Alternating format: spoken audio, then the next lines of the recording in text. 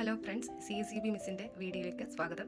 അപ്പം CSEBയുടെ നോട്ടിഫിക്കേഷൻസ് ഒക്കെ വന്നിട്ടുണ്ട്. അപ്പം നമുക്ക് ഒരു 25 mind blowing questions to challenge your brain, അതായത് നിങ്ങളുടെ ബ്രെയിനെ ചലഞ്ച് ചെയ്യുന്ന 25 ക്വസ്റ്റ്യൻസ്, അതായത് ഈ ക്വസ്റ്റ്യൻസ് ചെയ്യുന്ന ഒരു 5-6 എണ്ണമെങ്കിലും നമുക്ക് എക്സാമിന് പ്രതീക്ഷിക്കാം. അപ്പോൾ ഇത് നന്നായിട്ട് പഠിക്കുക. ഓക്കെ, അപ്പോൾ നമുക്ക് 25 ക്വസ്റ്റ്യൻസിലേക്ക് കടക്കാം. First question, final authority of a cooperative society. ഒരു കോഓപ്പറേറ്റീവ് സൊസൈറ്റിയുടെ ഫൈനൽ അതോറിറ്റി ആരാണെന്നുള്ളതാണ്. Options A managing committee, general body, registrar, president. അപ്പോൾ നിങ്ങളൊന്ന് പറഞ്ഞേ, final authority of a cooperative society എന്താണ്? ഫൈനൽ അതോറിറ്റി, ഒരു കോഓപ്പറേറ്റീവ് സൊസൈറ്റിയുടെ ഫൈനൽ അതോറിറ്റി എന്താണ്? ആരായിരിക്കും ഒരു കോഓപ്പറേറ്റീവ് സൊസൈറ്റിയുടെ ഫൈനൽ അതോറിറ്റി? അവരാണ് ഫൈനൽ. അപ്പോൾ അതാരായിരിക്കും? അത് ജനറൽ ബോഡിയാണ്. തെറ്റിച്ചാരെങ്കിലും അത് ആരാണ്? ജനറൽ ബോഡിയാണ്. നമുക്ക് എല്ലാവർക്കും അത്യാവശ്യം അറിയാവുന്ന ഒരു ക്വസ്റ്റ്യൻ ആണ് ഫസ്റ്റ് ക്വസ്റ്റ്യൻ. ആരെങ്കിലും തെറ്റിച്ചിട്ടുണ്ടെങ്കിൽ ഇതിന് മറക്കരുത്. Final authority of a cooperative society എന്താണ്? അത് ജനറൽ ബോഡിയാണ്. പ്രസിഡന്റ് അല്ല, രജിസ്ട്രാർ അല്ല, മാനേജിംഗ് കമ്മിറ്റി അല്ല. Final authority of a cooperative society അതാരാണ്? ജനറൽ ബോഡിയാണ്. അപ്പോൾ ഫസ്റ്റ് ക്വസ്റ്റ്യൻ ഇങ്ങനെ നമ്മുടെ മനസ്സിൽ മനപ്പാടമായിട്ട് ഇങ്ങനെ തന്നെ ഇരിക്കണം. ഓക്കെ, അപ്പോൾ നമുക്ക് സെക്കൻഡ് ക്വസ്റ്റ്യനിലോട്ട് പോകാം. Father of Indian cooperative movement. അപ്പം ഇന്ത്യൻ കോഓപ്പറേറ്റീവ് മൂവ്മെന്റിന്റെ ഫാദർ ആരാണെന്നുള്ളതാണ്. ഫെഡറിക് നിക്കോൾസൺ, ജവഹർലാൽ നെഹ്റു, റീഫിഷൻ, റോബർട്ട് ഓവൻ. ആരാണ് father of Indian cooperative movement? എല്ലാവർക്കും അറിയാം, ഫെഡറിക് നിക്കോൾസൺ ആണ്. Father of Indian cooperative movement ആരാണ്? ഫെഡറിക് നിക്കോൾസൺ ആണ്. Father of cooperative movement Robert Owen ആണെങ്കിൽ father of Indian cooperative movement ആരാണ്? ഫെഡറിക് നിക്കോൾസൺ ആണ്. ഇന്ത്യയിൽ ഫെഡറിക് നിക്കോൾസണും വെളിയിൽ റോബർട്ട് ഓവനും. Okay, father of Indian cooperative movement ആരാണ്? അത് ഫെഡറിക് നിക്കോൾസൺ ആണ്. ആരെങ്കിലും തെറ്റിച്ചോ? അത് നമുക്ക് നെക്സ്റ്റ് ക്വസ്റ്റ്യനിലേക്ക് പോകാം. Cradle of credit corporation in the world. Cradle of credit corporation in the world ഏതാണ്? ജപ്പാനാണോ, കാനഡയാണോ, ഇംഗ്ലണ്ടാണോ, ജർമ്മനിയാണോ? Credit corporation, cradle of credit corporation in the world എന്ന് പറയുന്നത് ആരെയാണ്? Cradle of credit corporation in the world എന്ന് പറയുന്നത് ജപ്പാനാണോ, കാനഡയാണോ, ഇംഗ്ലണ്ടാണോ, ജർമ്മനിയാണോ? ആരെങ്കിലും തെറ്റിച്ചോ? അതെന്താണ്? ജർമ്മനിയാണ്. കേട്ടോ, എന്താ? ജർമ്മനിയാണ്. അപ്പോൾ അതുപോലെ തന്നെ ജർമ്മനിയുടെ കുറച്ച് പോയിന്റ്സും കൂടെ ഞാൻ പറയാം. Birth place cooperative urban bank. Urban ബാങ്ക്സിന്റെ, അതായത് കോഓപ്പറേറ്റീവ് അർബൻ ബാങ്ക്സിന്റെ ബർത്ത് പ്ലേസ് എന്താണ്? ജർമ്മനിയാണ്. അതുപോലെ birth place of cooperative credit society അത് നമ്മൾ പഠിച്ചു. Birth place of land mortgage bank, പിന്നെ the cradle of cooperative credit movement in the world, പിന്നെ the torch bearer of rural credit cooperative in the world. Torch bearer of rural credit അത് നമുക്ക് അറിയാവുന്നതാണ്. റീഫീഷനൊക്കെ ഇവിടെ ഉള്ളതാണ്, നമ്മുടെ ജർമ്മനി എന്നുള്ളതാണ്. തന്നെ cradle of cooperative credit movement in the world ഒക്കെ എന്താണ്? ജർമ്മനിയാണ്. ജർമ്മനിയുടെ എന്തൊക്കെയാണ് birth place of cooperative urban bank, അതായത് അർബൻ ബാങ്കിന്റെ ബർത്ത് പ്ലേസ്, ബാങ്കിന്റെ എല്ലാം ബർത്ത് പ്ലേസ് നമുക്ക് ചെറുതായിട്ട് മനസ്സിലാക്കി വെച്ചേക്കണം. അതായത് ലാൻഡ് മോർഗേജ് ക്രെഡിറ്റ് എന്ന് പറയുമ്പോൾ ക്രാഡിൽ ഓഫ് ക്രെഡിറ്റ് ആണെന്ന് പറയുമ്പോൾ തന്നെ അറിയാം അവിടെ ക്രെഡിറ്റുമായിട്ട് റിലേറ്റഡ് ചെയ്തിട്ട് ഉള്ളത് എന്താണ്? ബാങ്ക്സ് ആണ്. So birth place of land mortgage bank, birth place of land mortgage bank, birth place of cooperative credit societies, birth place of cooperative urban bank. അപ്പോൾ ഇത്രയും പഠിച്ചല്ലോ. പിന്നെന്താ ഞാൻ പറയുന്നത്? The torch bearer of rural credit cooperatives in the world. Torch bearer of rural credit cooperatives in the world. പിന്നെ birth place of central cooperative bank. ഞാൻ ഒന്നുകൂടെ നിങ്ങൾക്ക് വ്യക്തമാക്കി തരാം. Birth place of central cooperative banks, cooperative urban banks, cooperative credit societies, land mortgage banks and the torch bearer of rural credit cooperatives in the world. ഇങ്ങനെ ഉള്ളതാണ് ആര്? നമ്മുടെ Germany. മറക്കരുതേ. അതുപോലെ ഇവിടുത്തെ ആൻസർ എന്താണ്? ജർമ്മനിയാണ്. ഇവിടെ എന്താ നമ്മൾ ചോദിച്ചത്? Cradle of credit corporation in the world. Cradle of credit corporation in the world എന്താണ്? ജർമ്മനിയാണ്. ഇനി തെറ്റിക്കല്ലേ ആരും. അപ്പോൾ അടുത്ത ക്വസ്റ്റ്യനിലേക്ക് നമുക്ക് പോകാം. Rochdale equitable pioneers cooperative society was established in the year. ഏത് ഇയറിലായിരിക്കും എസ്റ്റാബ്ലിഷ് ചെയ്തത്? Rochdale equitable pioneers cooperative society. ഇതൊക്കെ ഇമ്പോർട്ടൻ്റ് ആയിട്ടുള്ള ക്വസ്റ്റ്യൻ ആണ്. ഏത് ഇയർ ആയിരിക്കും എസ്റ്റാബ്ലിഷ് ചെയ്തിട്ടുള്ളത്? അത് 1844 ആണ്. 1844. അപ്പം മറക്കരുത്, 1844. അപ്പം ഞാൻ ഇതുവരെ പറഞ്ഞ ഒന്നും കൂടെ ഞാൻ നിങ്ങൾക്കൊന്ന് റിവൈസ് ചെയ്ത് തരാം. Final authority of a cooperative society ആരാണ്? ജനറൽ ബോഡിയാണ്. Father of Indian cooperative movement ആരാണ്? ഫെഡറിക് നിക്കോൾസൺ ആണ്. Cradle of credit corporation in the world എന്ന് പറയുന്നത് എന്താണ്? ജർമ്മനിയാണ്. അതുപോലെ ജർമ്മനിയുടെ കുറച്ച് കാര്യങ്ങളോട് ഞാൻ പറഞ്ഞല്ലോ. എന്തൊക്കെ? Birth place of cooperative central cooperative banks, birth place of cooperative urban banks, cooperative credit societies, land mortgage banks and the torch bearer of rural credit cooperatives in the world. ഇത്രയും നമ്മൾ ഇതുവരെ പഠിച്ചു. അതുപോലെ റൊച്ചാട്ട്ലി ഇക്വിറ്റബിൾ പൈനേഴ്സ് കോഓപ്പറേറ്റീവ് സൊസൈറ്റി എന്ന് establish ചെയ്തത് 1844. ഇനി ആരും തെറ്റിക്കരുത്, 1844. Okay, അപ്പോൾ നമുക്കിനി അടുത്ത ക്വസ്റ്റ്യനിലേക്ക് പോകാം. ഹെഡ് ക്വാർട്ടേഴ്സ് ഓഫ് ICA യുടെ headquarters London, Geneva, Brussels, Stockholm. നമ്മൾ എത്ര പഠിച്ചാലും തിരിക്കുന്ന ഒരു കാര്യമാണ് ഹെഡ് ക്വാർട്ടേഴ്സ് ഓഫ് ICA. ഇപ്പം ഹെഡ് ക്വാർട്ടേഴ്സ് ഓഫ് ICA എവിടെയാണ്? 2013 അത് ലണ്ടനിൽ നിന്ന് എങ്ങോട്ടാണ് മാറ്റിയത്? അത് ബ്രസൽസിലേക്ക്. ഹെഡ് ക്വാർട്ടേഴ്സ് ഓഫ് ICA ഇപ്പോൾ എവിടെ? ഹെഡ് ക്വാർട്ടേഴ്സ് ഓഫ് ICA ബ്രസൽസിലാണ്. അത് 2013 മാറ്റിയത്. ഓക്കെ, അപ്പോൾ ഇനി അത് തെറ്റിക്കരുത്. London, Geneva, Brussels, Stockholm. Headquarters of ICA Brussels ആണ്. Headquarters of ICA Brussels ആണ്. ഇനി അടുത്ത ക്വസ്റ്റ്യനിലേക്ക് പോകാം. ഓക്കെ, നെക്സ്റ്റ് ക്വസ്റ്റ്യനിലേക്ക് പോകാം. First cooperative societies act in India. ഇത് നിങ്ങൾക്ക് എല്ലാവർക്കും കൺഫ്യൂഷൻ വരുന്ന ഒരു ക്വസ്റ്റ്യൻ ആണ്. First cooperative societies act in India. ഇന്ത്യയിലെ first cooperative societies act 1904 act, 1912 act, 1914 act, 1925 act. ഇതിൽ ഏത് ആക്ടാണ് first cooperative societies act in India? First cooperative societies act in India എന്ന് പറയുന്നത് ഏതാണ്? First cooperative societies act in India അത് 1912 act ആണ്. ഏതാണ്? 1912 ആക്ട് ആണ്. ആണോ? അത് 1904 ആക്ട് ആണോ? 1912 ആണോ 1904 ആണോ? First cooperative societies act in India അത് 1912 ആക്ട് ആണ്. 1912 ആക്ട് ആണ് first cooperative societies act in India. കേട്ടോ, അത് തെറ്റിയതാണ്. 1925 എന്നല്ലേ, 1912 ആണ് കേട്ടോ. അപ്പം അതിൽ ഇപ്പോൾ നിങ്ങൾക്ക് വരുന്നൊരു ഡൗട്ടാണ്, first cooperative societies act in India എന്തുകൊണ്ടാണ് 1912 ആക്ട് ആയത്? 1912 ആക്ട് ആയത് എന്താണ്? ഫസ്റ്റ് കോപ്പറേറ്റീവ് സൊസൈറ്റീസ് ആക്ട് ആണ് 1912. First cooperative credit societies act ആണ് 1904. കോപ്പറേറ്റീവ് ക്രെഡിറ്റ് സൊസൈറ്റീസ് ആക്ട് എന്ന് ചോദിക്കുകയാണെങ്കിൽ 1904 ആക്ടും first cooperative societies act 1912 act നമുക്ക് അറിയാവുന്ന കാര്യമാണ്. ആദ്യം 1904 ആക്ടിൽ, അതായത് 1904 ആക്ടിൽ എന്താണ്, ക്രെഡിറ്റ് സൊസൈറ്റീസ് മാത്രമേ രജിസ്റ്റർ ചെയ്യാൻ പറ്റത്തുള്ളായിരുന്നു. ക്രെഡിറ്റ് സൊസൈറ്റീസിന് മാത്രമായിട്ടുള്ള ആക്ട് ആയിരുന്നു 1904 ആക്ട്. അതിൻ്റെ ഡിഫക്റ്റ് പരിഹരിക്കാൻ വേണ്ടിയാണ് 1912 ആക്ട് വന്നത് തന്നെ. ഓക്കെ, അപ്പോൾ first cooperative societies act in India എന്ന് പറയുന്നത് 1912 ആക്ട് ആണ്. First cooperative societies act in India എന്ന് പറയുന്നത് 1912. Then 7th question, homeland of agricultural corporation. Homeland of agricultural corporation, agricultural കോർപ്പറേഷൻ്റെ ഹോംലാൻഡ് ഏതാണെന്നുള്ളതാണ്. ഏതാണ്? അത് ഡെൻമാർക്കാണ്. ഇപ്പോൾ ഡെൻമാർക്കിനെ പറ്റി നമുക്ക് വേറെ കുറച്ച് കാര്യങ്ങൾ പഠിക്കാം. Birth place of agricultural cooperatives. Agricultural cooperatives, അതായത് ഹോംലാൻഡ് ഓഫ് അഗ്രികൾച്ചറൽ കോർപ്പറേഷൻ എന്ന് പറയുന്ന പോലെ അത് തന്നെ birth place of agricultural cooperatives. Agricultural cooperatives എവിടെയാണ് ഉടലെടുത്തത്? അത് ഡെൻമാർക്കിലാണ്. പിന്നെ കോപ്പറേറ്റീവ് ഡയറി സൊസൈറ്റീസിൻ്റെ ബർത്ത് പ്ലേസ് ആണ് the country which has no cooperative legislation. Important point ആണ്, the country which has no cooperative legislation. അതായത് കോപ്പറേറ്റീവ് ലെജിസ്ലേഷൻ ഇല്ല. Cooperative legislation means cooperative law ഇല്ല. നമ്മുടെ രാജ്യത്ത് ഉള്ളതുപോലെ ഒരു കോപ്പറേറ്റീവ് ലോയോ നമുക്ക് സ്റ്റേറ്റിന് തന്നെ ഉണ്ട്. ഓരോ സ്റ്റേറ്റിനും ഉണ്ട് ഓരോ അവരുടേതായിട്ടുള്ള കോപ്പറേറ്റീവ് ആക്ട്. അപ്പോൾ അങ്ങനെ പോലും ഒരു ആക്ട് ഇല്ലാത്തൊരു കൺട്രിയാണ് Denmark. The country which has no cooperative legislation, that is Denmark. അതുപോലെ ഡയറി ഫാം ഓഫ് യൂറോപ്പിൻ്റെയും, ഡയറി ഫാം ഓഫ് യൂറോപ്പ് എന്ന് പറയുന്നത് ഡെൻമാർക്കാണ്. ഡെൻമാർക്കിനെ നമ്മൾ പറയുന്നത് homeland of agricultural corporation and the birth place of cooperative, അതായത് ഡയറി സൊസൈറ്റീസിൻ്റെ ബർത്ത് പ്ലേസ് ഇവിടെ പഠിച്ച് വെച്ചാൽ മതി. ഡയറി സൊസൈറ്റീസിൻ്റെ ബർത്ത് പ്ലേസ്, അതുപോലെ ഡയറി ഫാം ഓഫ് യൂറോപ്പ് എന്ന് പറയുന്നതും ഡെൻമാർക്കിനെയാണ്. Okay, dairy farm of Europe എന്ന് പറയുന്നതും ഡെൻമാർക്കിനെയാണ്. ഇനി നമുക്ക് നെക്സ്റ്റ് ക്വസ്റ്റ്യനിലേക്ക് പോകാം.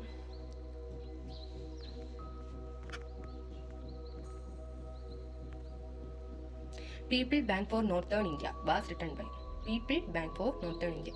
മാക്ലഗാൻ, Frederick Nicholson, H Calvert, H Dupernex. ഈ ക്വസ്റ്റ്യൻ എപ്പോഴും ചോദിച്ചു വേണ്ടിയിട്ടുള്ള ക്വസ്റ്റ്യൻ ആണ്. People bank for northern India was written by. ആരാണ് ഈ ബുക്ക് റിട്ടൺ ചെയ്തത്? മാക്ലഗാൻ ആണോ, എച്ച് കാൽബർട്ട് ആണോ, ഫെഡറിക് നിക്കോൾസൺ ആണോ? ഇത് നമുക്ക് പെട്ടെന്ന് പഠിക്കാൻ പറ്റുന്നൊരു ബുക്കാണ്. People bank for northern India. പെട്ടെന്ന് നമുക്ക് പഠിക്കാം. People bank for northern India. People bank for northern India. ആരാണ് ആ ബുക്ക് ചെയ്തത്? ആരാണ്? എച്ച് ഡ്യൂപ്പനിക്സ് ആണ്.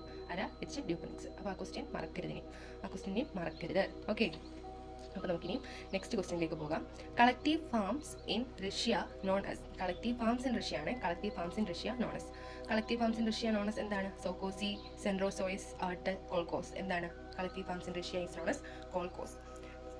അതായത് കോൾക്കോസ് എന്ന് പറയുന്നത് റഷ്യയിലെ കളക്റ്റീവ് ഫാംസ് ആണ്. കോൾക്കോസ് എന്ന് പറയുന്നത് എന്താണ്? റഷ്യയിലെ കളക്റ്റീവ് ഫാംസ് ആണ്. അതുപോലെ തന്നെ നമുക്ക് ഇസ്രായേലിൻ്റെ കളക്റ്റീവ് ഫാമിംഗ് കൂടെ പഠിക്കാം. മൊഷേവ് ഒവിഡം, MOSHOVOVIDUM. അതായത് moshav ovdim, collective farming in Israel. Collective farming in Israel എന്ന് പറയുന്നത് എന്താണ്? മൊഷേവ് ഒവിഡം. ഓക്കെ, അതുപോലെ തന്നെ ഒരു ഇമ്പോർട്ടൻ്റ് ആയിട്ടുള്ളൊരു കാര്യം കൂടി പറയാം. Agricultural wheel. എന്താണ് അഗ്രികൾച്ചറൽ വീല്?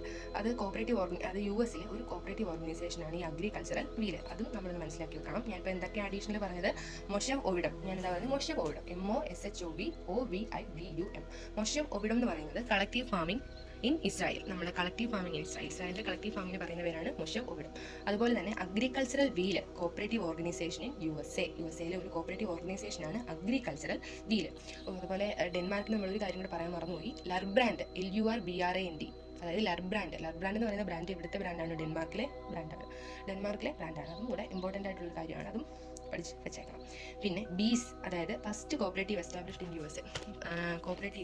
ഫസ്റ്റ് കോപ്പറേറ്റീവ് യുഎസിലെ ഫസ്റ്റ് കോപ്പറേറ്റീവ് എന്ന് പറയുന്നത് ബീസ് ആണ്. അപ്പോൾ ഞാൻ യുഎസിനെ എന്തൊക്കെയാണ് പറഞ്ഞത്? അഗ്രികൾച്ചറൽ വീല് ഒരു ഓർഗനൈസേഷനാണെന്ന് പറഞ്ഞു, കോപ്പറേറ്റീവ് ഓർഗനൈസേഷനാണ്. യുഎസിലെ ഒരു കോപ്പറേറ്റീവ് ഓർഗനൈസേഷനാണ് അഗ്രികൾച്ചറൽ വീല്. അതുപോലെ ബീസ് എന്ന് പറയുന്നത് എന്താണ്? First cooperative established in USA. ആദ്യം first in USA, first cooperative established in USA ആണ് ബീസ്. BEES, bees. ഓക്കെ, പിന്നെ ഒരു കാര്യം, brand name of wheat product of Canada. അതായത് കാനഡയിലെ വീറ്റ് പ്രോഡക്റ്റിൻ്റെ ബ്രാൻഡ് നെയിം എന്താണ്? Wheat pool. Wheat POOL, wheat pool, brand name of wheat product of Canada. അപ്പം moshav ovdim was the collective farming in Israel. അതുപോലെ തന്നെ agricultural wheels the cooperative organisation USA. അതുപോലെ first cooperative established in USA എന്താണ്? ബീസ്. പിന്നെ wheat pool എന്താണ്? ഏത് രാജ്യത്തെയാണ്? ഇംഗ്ലണ്ടിലാണോ? അല്ല. Brand name of wheat product of Canada. Brand name of wheat product of Canada. അപ്പോൾ നമ്മൾ അത്രയും പഠിച്ചല്ലോ. അതുപോലെ കളക്റ്റീവ് ഫാംസിൻ്റെ ഇഷ്യൂ എന്താണ്? കോൾക്കോസ്. ഓക്കെ, അപ്പോൾ നമുക്കിനി അടുത്ത ക്വസ്റ്റ്യനിലേക്ക് പോകാം. Mister H Eldin was famous cooperator from. Mister H Eldin was a famous cooperator from. ഏത് രാജ്യത്തെ കോപ്പറേറ്റർ ആണ് അയാൾ? കാനഡയാണോ, ഫ്രാൻസാണോ, സ്വീഡനാണോ, റഷ്യയാണോ? കേട്ടിട്ടില്ലാത്തൊരു പേര് പോലെ തോന്നുന്നുണ്ടോ? അതായത് mister H Eldin was a famous cooperator from. ഏത് രാജ്യത്തെ കോപ്പറേറ്റർ ആണ്? അത് ഇവിടുത്തെയാണ്. ഏത് രാജ്യത്തെ കോപ്പറേറ്റർ ആണ് മിസ്റ്റർ എച്ച് എൽഡിൻ? സ്വീഡൻ. ആരെങ്കിലും പറഞ്ഞോ? മിസ്റ്റർ എച്ച് എൽഡിൻ എവിടുത്തെ കോപ്പറേറ്റർ ആണ്? From Sweden. സ്വീഡനിലെ കോപ്പറേറ്റർ ആണ് മിസ്റ്റർ എച്ച് എൽഡിൻ. ഓക്കെ, അടുത്തത് cooperation has failed but it must succeed is the recommendation of dash committee. Cooperation has failed. Cooperation എന്ത് ചെയ്തു? ഫെയിലായി. കോപ്പറേഷൻ ഫെയിലായി, പക്ഷേ അത് എന്തായാലും ഉറപ്പായും ബട്ട് ഇറ്റ് മസ്റ്റ് സക്സീഡ് എന്ന് പറഞ്ഞത് ആരാണ്? ഈ ക്വസ്റ്റ്യൻ കുറച്ച് കൺഫ്യൂസിംഗ് ആണ്. മാക്ലഗൻ കമ്മിറ്റി ആണോ, റോയൽ കമ്മീഷൻ ഓൺ അഗ്രികൾച്ചർ ആണോ, all India rural credit survey committee ആണോ, all India rural credit review committee ആണോ? സർവേ ആണോ, റിവ്യൂ ആണോ? All India rural credit survey committee ആണോ, all India rural credit review committee ആണോ? ഇതിൻ്റെ ഈ ഒരു സിയും ഓപ്ഷൻ സിയും ഡിയും ഒരുപോലെ തോന്നുന്നെങ്കിലും അവിടെ നല്ല ഡിഫറൻസ് ഉണ്ട്. ആ കമ്മിറ്റീസ് രണ്ടും രണ്ടാണ് കേട്ടോ. അപ്പോൾ അതിൻ്റെയൊക്കെ ഡിഫറൻസ് നമുക്ക് വേറൊരു ക്ലാസ്സിൽ ഡിസ്കസ് ചെയ്യാം. അപ്പം ഏതാണ്? Cooperation has failed. കോപ്പറേഷൻ ഫെയിലായി, പക്ഷേ അത് ഉറപ്പായും സക്സീഡ് ആവും എന്ന് പറഞ്ഞത് ആരാണ്? ഏത് കമ്മിറ്റിയാണത്? Option C, all India rural credit survey കമ്മിറ്റിയാണ്. All India rural credit survey കമ്മിറ്റിയാണ്. ARCSC എന്ന് നമ്മൾ പറയും. All India rural credit survey കമ്മിറ്റിയാണ് പറയുന്നത്. Cooperation has failed but it must succeed ആണ്. അപ്പോൾ നമുക്ക് നെക്സ്റ്റ് ക്വസ്റ്റ്യനിലേക്ക് പോകാം. Monthly publication of state cooperative union. SCU. State cooperative union SCU. Okay, SCUവിൻ്റെ monthly publication ഏതാണ്? Option A cooperative journal, option B സഹകരണ വീതി, ഓപ്ഷൻ സി സഹകരണ ശബ്ദം, ഓപ്ഷൻ ഡി കോപ്പറേറ്റീവ് വർക്കർ. ഏതാണ് monthly publication of state cooperative union എന്ന് പറയുന്നത്? Monthly publication of state cooperative യൂണിയൻ്റെ എന്താണ്? അത് കോപ്പറേറ്റീവ് ജേണലാണ്. മനസ്സിലായോ? കോപ്പറേറ്റീവ് ജേണലാണ്. ഓക്കെ, നെക്സ്റ്റ് ക്വസ്റ്റ്യനിലേക്ക് പോകാം. The rainbow emblem was suggested by. Rainbow emblem ആരാണ് സജസ്റ്റ് ചെയ്തത്? ആരാണ് റെയിൻബോ എംബ്ലം സജസ്റ്റ് ചെയ്തത്? ആരാണ്? Charles Gide, Charles Fourier, E Bernadotte, E Fernandez. ആരാണ് റെയിൻബോ എംബ്ലം സജസ്റ്റ് ചെയ്തത്? അറിയാവോ? അത് ഓപ്ഷൻ സി ആണ്, ഇ ബെർണാർഡോട്ടാണ് എന്ത് ചെയ്തത്? റെയിൻബോ എംബ്ലം സജസ്റ്റ് ചെയ്തത്. അതുപോലെ father of French cooperative movement ആണ് ആര്? Charles Fourier. Father of French cooperative movement ആണ് ചാൾസ് ഫോറിയർ. ഇനി നമുക്ക് നെക്സ്റ്റ് ക്വസ്റ്റ്യനിലോട്ട് പോകാം. The basic principle of cooperative society. എല്ലാവർക്കും അറിയാം. Basic principle of cooperative society എന്താണ്? 1 ഷെയർ 1 വോട്ട്. ഓരോ ഷെയറിനും ഓരോ വോട്ടെന്നാണോ? അതോ 1 മാൻ 1 വോട്ട്? ഓരോ മനുഷ്യനും ഓരോ വോട്ടെന്നാണോ? അതോ ഒരു വോട്ടെന്നാണോ? അതോ പ്രോക്സി വോട്ടെന്നാണോ? പ്രോക്സി എന്ന് വെച്ചാൽ എന്താണ്? പ്രോക്സി വോട്ടെന്ന് വെച്ചാൽ ഞാൻ വോട്ട് ചെയ്തില്ലെങ്കിൽ എനിക്ക് വേറൊരാളെ വിട്ട് വോട്ട് ചെയ്യിപ്പിക്കുക. അതാണ് പ്രോക്സി വോട്ട്, അല്ലാതെ വേറെ ഒന്നുമല്ല. പ്രോക്സി ഒക്കെ എവിടെയാണ്? അതൊക്കെ കമ്പനീസിലാണ് മെയിനായിട്ട് നമ്മൾ അങ്ങനെ പ്രോക്സി വോട്ട് എന്നൊക്കെ പറയുന്നത്.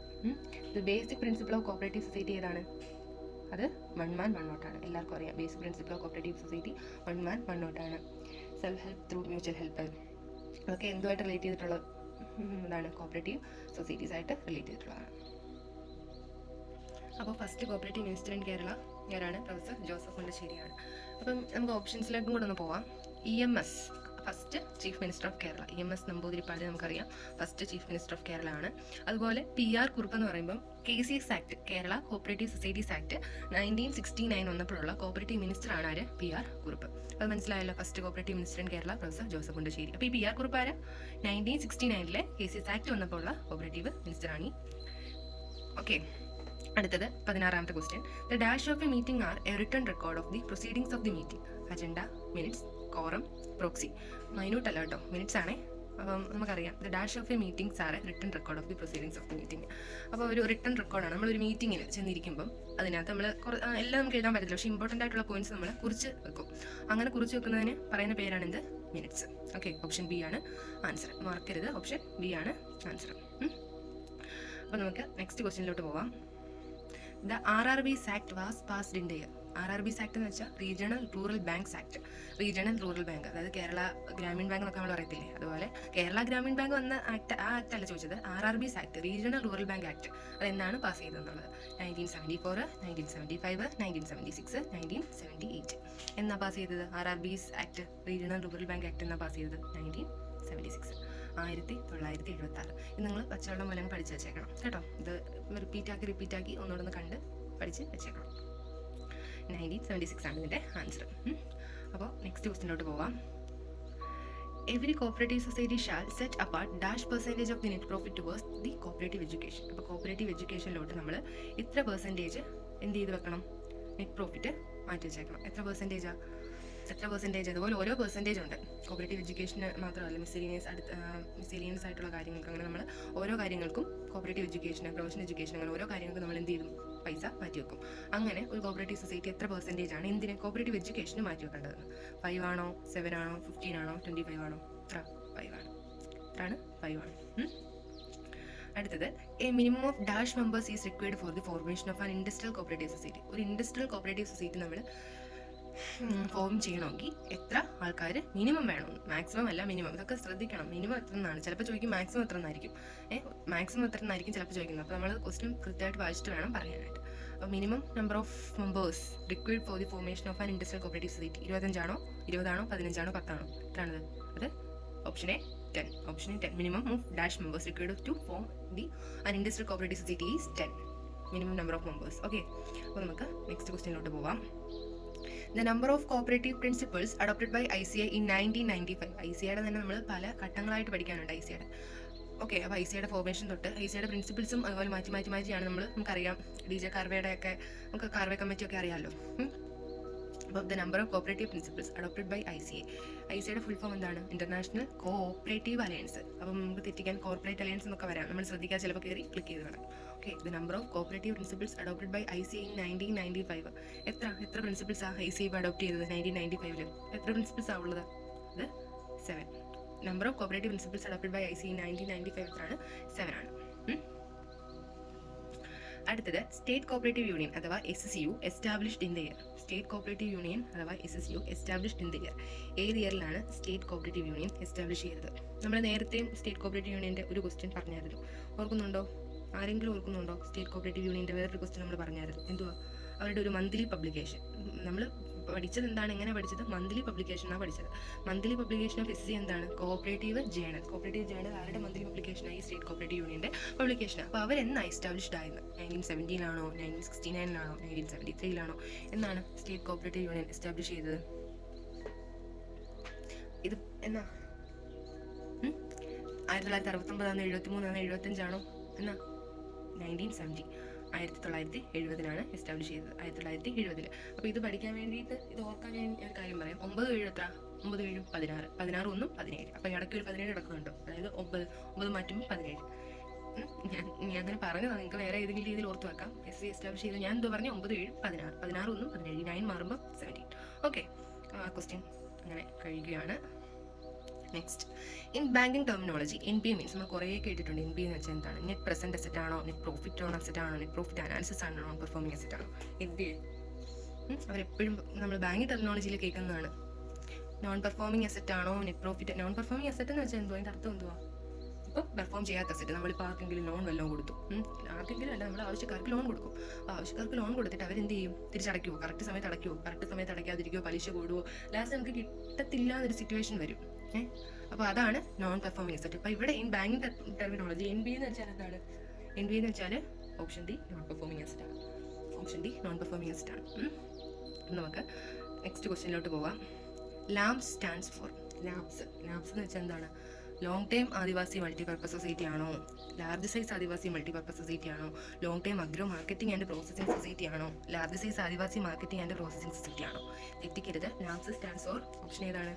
ഓപ്ഷൻ ബി ആണ്. Large size Adivasi multipurpose society ആണ്. Large size Adivasi multipurpose society ആണ്. Long time Adivasi, long time കണ്ടോ, നമ്മളെ തെറ്റിക്കാൻ വേണ്ടി തരുന്നതാണ്. നമ്മൾ നോക്കുമ്പോൾ L ഉണ്ട്, T ഉണ്ട്, L ഉണ്ട്, A ഉണ്ട്, M ഉണ്ട്, എല്ലാം ഉണ്ട്. ഇതിനകത്ത് കൊടുത്തേക്കുന്ന എല്ലാം ഉണ്ട്. ഓപ്ഷനെ കണ്ടും കൂട്ടി ചെയ്യും. പക്ഷേ ഫസ്റ്റ് എന്താണ് ലോങ് ടൈം, ലാർജ് സൈസ് എന്നുള്ളത് ലോങ് ടൈം എന്നാണ് അവിടെ കൊടുത്തേക്കുന്നത്. അപ്പോൾ തെറ്റല്ലേ? അപ്പോൾ ഓപ്ഷൻ ബി ആണ് answer. LAMPS stands for large size Adivasi multi purpose society. LAMPS stands for large size Adivasi multi purpose society. അപ്പോൾ cradle of credit corporation in the world എവിടാ?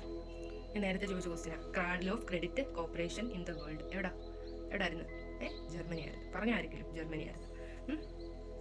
പിന്നെ from the date of registration every society shall comments working within 3 months, 6 months, 9 months, 12 months. അതായത് date of registration, നമ്മളൊരു society register ചെയ്തു. From the date of registration, ആ registration തൊട്ട് അവർക്ക് എത്ര ദിവസത്തിനുള്ളിൽ working within every society shall comments working, അവർക്ക് എത്ര ദിവസങ്ങൾക്കുള്ളിൽ അല്ലെങ്കിൽ എത്ര മാസങ്ങൾക്കുള്ളിൽ അവർ ആ വർക്ക് തുടങ്ങണം. അവരുടെ ആ ഒരു രജിസ്ട്രേഷൻ കഴിഞ്ഞിട്ട് എത്ര ദിവസങ്ങൾക്കുള്ളിൽ അവരുടെ വർക്കിംഗ് തുടങ്ങണം, അവർ പ്രവർത്തിച്ച് തുടങ്ങണം എന്നാണ് ചോദിച്ചിരിക്കുന്നത്. 3 ആണോ 6 ആണോ 9 ആണോ 12 ആണോ? ഏതാ ആൻസർ? അത് 6 months ആണ്. 6 months നമ്മളൊരു സൊസൈറ്റി രജിസ്റ്റർ ചെയ്ത് കഴിഞ്ഞാൽ 6 months നമ്മൾ എന്ത് ചെയ്യണം? Shall commence work. ഓക്കെ. അടുത്ത question. Coirfed was established in the year. Coirfed എന്നാണ് എസ്റ്റാബ്ലിഷ് ചെയ്തിട്ടുള്ളത്? കോയർഫെഡ് എന്നാണ് എസ്റ്റാബ്ലിഷ് ചെയ്തിട്ടുള്ളത്? 1979 ആണോ 76 ആണോ 75 ആണോ 80 ആണോ? കണ്ടോ, എല്ലാം അടുത്തടുത്ത് നടക്കുന്നു. ഒന്നും എലിമിനേറ്റ് ചെയ്യാൻ പറ്റുന്നില്ല. ഏതാ കോയർഫെഡ് എന്ന് എസ്റ്റാബ്ലിഷ് ചെയ്തേ? ഞാൻ മുമ്പ് ചോദിച്ചായിരുന്നു SSC എന്ന് എസ്റ്റാബ്ലിഷ് ചെയ്തതെന്ന്. 9, 7, 11, 17 1970. അങ്ങനെ പഠിച്ച് വെക്കണം നിങ്ങൾ. നിങ്ങളുടെ ട്രിക്ക് എങ്ങനെയാണെന്ന് വെച്ചാൽ നിങ്ങളത് പഠിച്ച് വെക്കണം. അപ്പം SSC എന്ന് എസ്റ്റാബ്ലിഷ് ചെയ്തത് 1978. കോയർഫെഡ് എന്ന് എസ്റ്റാബ്ലിഷ് ചെയ്തത് 1979. കോയർഫെഡ് എന്ന് എസ്റ്റാബ്ലിഷ് ചെയ്തത് 1975. അപ്പം നിങ്ങൾക്ക് എത്ര ആൻസർ കറക്റ്റ് കിട്ടി, അല്ലെങ്കിൽ നിങ്ങൾക്ക് എന്തെങ്കിലും ഡൗട്ട് ഉണ്ട്, അല്ലെങ്കിൽ നിങ്ങൾക്ക് എന്തെങ്കിലും സജഷൻ ഉണ്ടെങ്കിൽ നിങ്ങൾ എന്ത് ചെയ്യുക? നിങ്ങൾ കമൻറ്റ് ചെയ്യുക. പിന്നെ ഏത് ക്വസ്റ്റ്യൻ നിങ്ങൾക്ക് പാടുന്നൊക്കെ ഉള്ളത് നിങ്ങൾ കമൻറ്റ് ചെയ്യുക, ലൈക്ക് ചെയ്യുക, എന്ത് ചെയ്യുക, ഷെയർ ചെയ്യുക. ചാനൽ ഇനിയും നല്ല നല്ല വീഡിയോസിനായിട്ട് ചാനൽ സബ്സ്ക്രൈബ് ചെയ്യുക. അതുപോലെ തന്നെ വേറെ വീഡിയോസ് ഉണ്ട്. ഇപ്പം തന്നെ നമ്മൾ കുറച്ച് ക്വസ്റ്റ്യനിൽ കണ്ടല്ലോ, സ്റ്റേറ്റ് കോപ്പറേറ്റീവ് യൂണിയൻ്റെ ഒക്കെ മന്ത്ലി പബ്ലിക്കേഷൻ കോപ്പറേറ്റീവ് ആണ്. അപ്പോൾ ഞാൻ ഓരോ പബ്ലിക്കേഷൻ വെച്ചിട്ട് ഒരു ക്ലാസ് ഇട്ടിട്ടുണ്ട്. നിങ്ങളതൊക്കെ കാണുക. Thank you.